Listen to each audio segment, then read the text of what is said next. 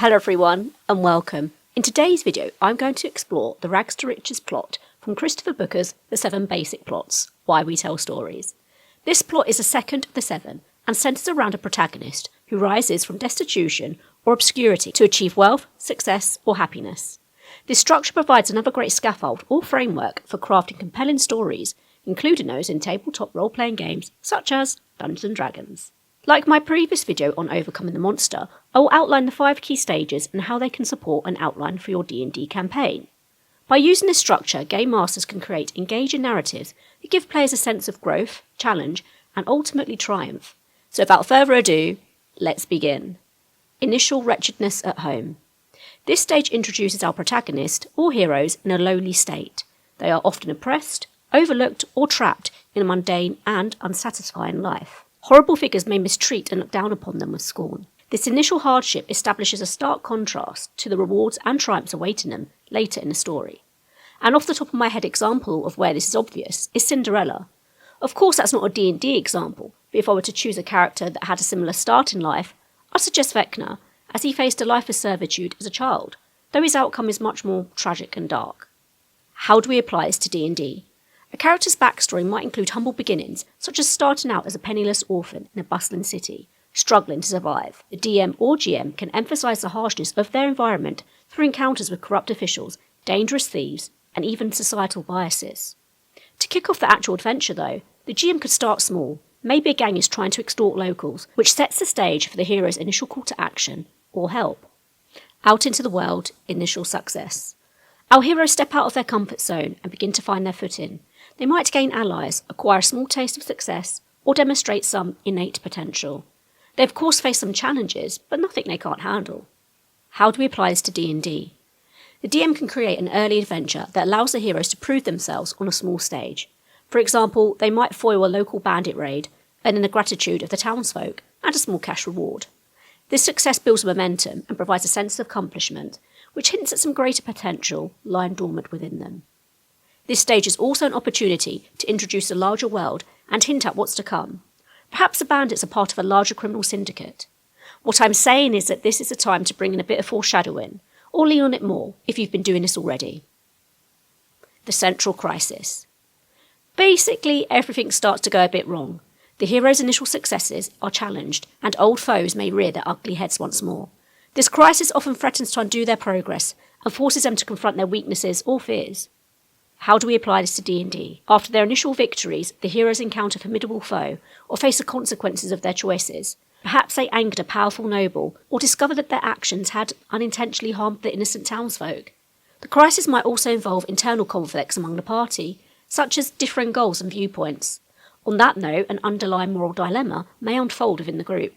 Maybe some of the group doesn't want to take a reward as they don't want to put a price on their help. This stage tests the heroes and of course players' resolve and teamwork.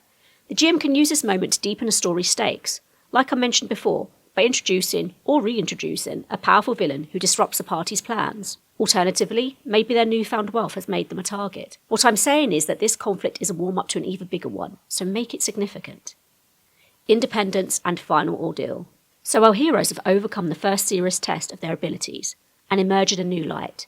They think this is it, but unfortunately for them, there is worse to come. Cue the final ordeal. This stage represents everything they've been preparing for, as they prove their worth and begin to fully transform. Will they succeed or fail? How do we apply this to D&D?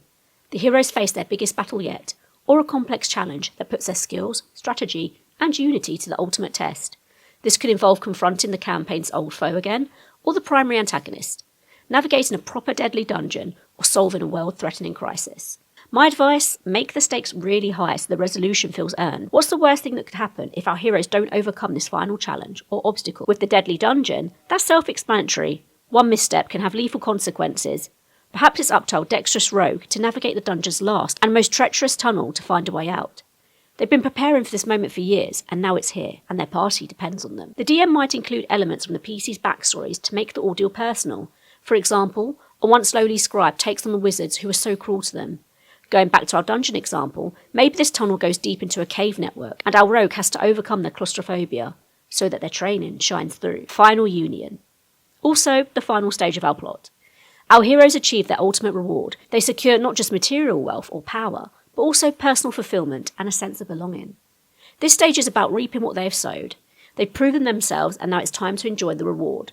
Our heroes are no longer dismissed by others. How do we apply this to D&D? After successfully completing the ordeal, the party enjoys the fruits of their labour. This could mean restoring peace to a troubled land, earning recognition as heroes, or achieving personal goals such as reclaiming a lost family heirloom or founding a guild. The DM can craft an epilogue of sorts to highlight each character's growth. For example, the orphan might be celebrated as a saviour, while the outcast finds acceptance among new allies. This stage provides closure and rewards players for their journey. How the Rags to Riches plot enhances D&D campaigns. The Rags to Riches plot is particularly suited to D&D because it is naturally progressive and drives change.